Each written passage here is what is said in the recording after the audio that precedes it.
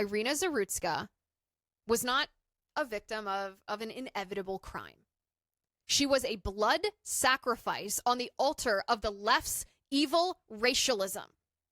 Racial Equity and Criminal Justice Task Force is another way of camouflaging critical race theory in our government. What social factors contributed to this?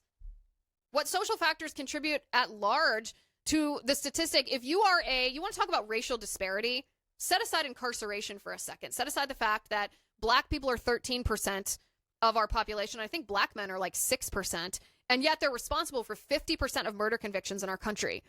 We're often told there's racial disparity in incarceration. You want to talk about racial disparity?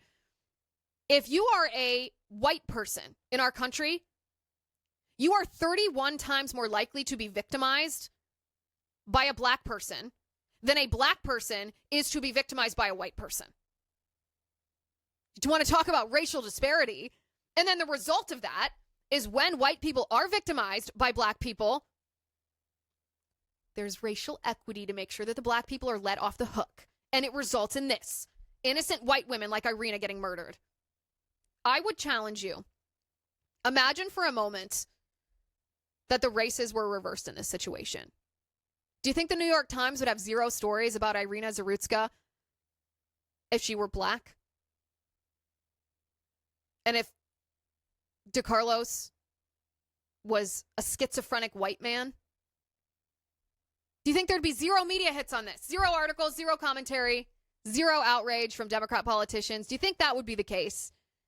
Well, maybe if the schizophrenic white man was identifying as trans, there'd be zero coverage of that. But putting that aside for a second, if the races were reversed, there would be race riots in the United States of America right now.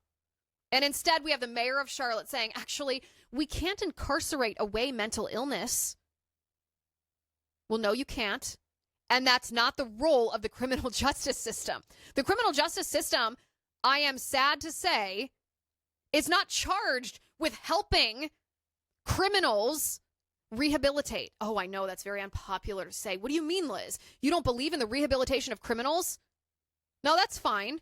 If we want to try to offer resources to the incarcerated to help them rehabilitate. But that's not the primary purpose of incarceration. That's not the primary purpose of the criminal justice system.